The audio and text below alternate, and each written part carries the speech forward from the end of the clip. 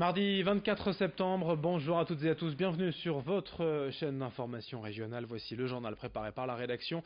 Voici d'abord vos prévisions météo. On va véritablement entrer dans l'automne aujourd'hui avec cette fois un temps agité, perturbé, des nuages, de la grisaille, des pluies, parfois de fortes averses, du vent, des rafales jusqu'à 60-70 km par heure et les températures en baisse. 18 degrés aujourd'hui à Lille, à Saint-Omer et Dunkerque, 17 degrés à Boulogne. Les prévisions météo complètes, bien sûr après ce journal. À la une, tout d'abord en France et dans la région, la colère des agriculteurs contre la réflexion de l'État d'instaurer, vous le savez, les ZNT, les zones de non-traitement, cette marge de 5 à 10 mètres à proximité des habitations où l'utilisation des pesticides serait interdite. Hier soir, dans le Pas-de-Calais, dans une vingtaine d'autres départements, des agriculteurs ont ainsi allumé des feux de colère pour protester contre cette mesure, je cite, inacceptable. Dans plusieurs secteurs ruraux, souvent à la campagne, les maisons sont installées juste en bordure de champs, ce qui signifierait donc, pour respecter la loi, pour les producteurs, de réduire la taille des parcelles et donc des rendements.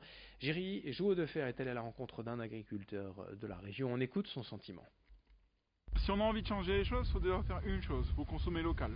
Il faut arrêter de manger des plats préparés qui viennent du Brésil ou qui viennent d'Argentine ou même du Canada ou d'Amérique. Si on consomme local, il va y avoir moins d'avions, moins de cargos sur les mers et c'est ces premières émissions-là qui sont émettrices de CO2. La prairie, c'est la meilleure surface qui peut, après la forêt, qui peut capter du CO2. Les agriculteurs, ils ont toujours été là pour nourrir les gens et pour entretenir le paysage. On peut consommer vraiment local et si les citoyens ils ont envie de nous soutenir, il faut qu'ils consomment local. Autre manifestation hier dans la région, celle des étudiants infirmiers contre les frais complémentaires mis en place depuis la rentrée, des frais réclamés par les instituts de formation et justifiés par de nouveaux services numériques ou administratifs. Mais pour les étudiants eux-mêmes, ces dépenses s'ajoutent aux frais d'inscription et de contribution de vie étudiante. Pour la Fédération nationale des étudiants en soins infirmiers, ces frais complémentaires doivent être pris en charge par le conseil régional, lequel attribue chaque année une enveloppe budgétaire aux instituts de formation. D'où cette manifestation hier devant l'hôtel de région à Lille. Ici, dans le Nord-Pas-de-Calais, près de 11 000 étudiants sont concernés. Explication recueillie hier par Idil Gunaï.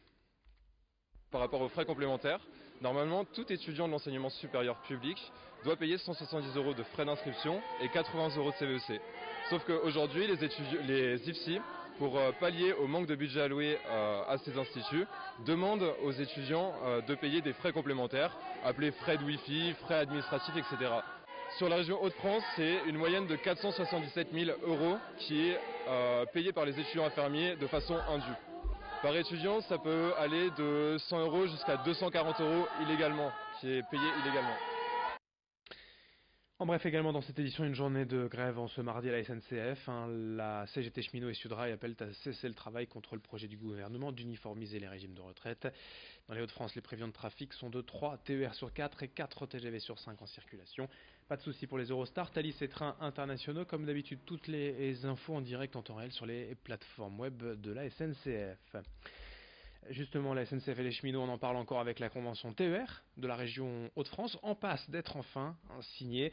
Le texte régissant la circulation des trains dans la région aurait dû entrer en vigueur déjà depuis le 1er janvier, mais les négociations ont été pour le moins difficiles entre le conseil régional et l'entreprise ferroviaire, et pour cause. Cette convention TER 2019-2024 prévoit notamment l'ouverture à la concurrence de certaines lignes régionales, ce que les syndicats ne veulent pas depuis plusieurs années. Ils se justifient en argumentant de la hausse des coûts. Selon eux, une baisse de régularité des horaires, de qualité de service. Les cheminots craignent aussi une dégradation de leurs conditions de travail. Explication avec un responsable CGT de la région, au micro de Rémi Desremeaux. On redoute le pire pour l'étoile ferroviaire de Saint-Paul ou pour la voie unique de Douai-Cambrai, par exemple, sur la région. Et on alerte aussi les pouvoirs publics sur la recrudescence des suicides au travail de cheminots, comme ce qui a pu se passer à France Télécom quand cette grande entreprise publique a été libéralisée, pour ne pas dire privatisée. Donc on redoute toutes ces conséquences-là aussi, mais on voit aussi de plus en plus d'usagers et leurs associations venir à notre rencontre pour lutter ensemble contre les conséquences de cette libéralisation, et en particulier le prochain service annuel pour 2020 qui va voir l'offre train TER diminuer sur la région, mais comme l'offre train TGV déjà annoncée qu'en voiture. Au chapitre économique, dans la région, l'offre de reprise des Denteliers, Noyon et de Seille a été validée hier par le tribunal de commerce de Boulogne-sur-Mer. C'est l'industriel valenciennois Pascal Cochet qui devient donc le dirigeant d'une nouvelle entité baptisée Darquet et Noyon. La société de Sale va donc être liquidée. 158 emplois vont être supprimés. C'est une offre insuffisante, inacceptable selon les syndicats, hier à Boulogne, qui doivent malgré tout se résigner à voir disparaître leur entreprise. Et dans ce journal également, pour terminer, tout autre chose, une bonne information pour les gourmands amateurs de bons plans. L'opération Tous au Resto est de retour pour sa 10e édition du 30 septembre au 13 octobre et les réservations sont ouvertes depuis ce mardi matin à 10h. Au programme, 1800 restaurants prêts à vous offrir un menu gratuit pour un menu acheté. La promesse des restaurateurs est simple, votre invité est notre invité. En somme, vous bénéficiez d'une réduction de 50% sur l'addition. Parmi ces 1800 établissements, on trouve tout de même 110 étoilés au guide Michelin, mais aussi des bistrots contemporains de jeunes chefs talentueux et d'autres cuisines de terroir. L'occasion de découvrir de nouvelles tables, de s'offrir un restaurant gastronomique à moindre coût. Les réservations ont ce mardi 10h sur tousaurestaurant.com. Explications complémentaires au micro de Florine Curec.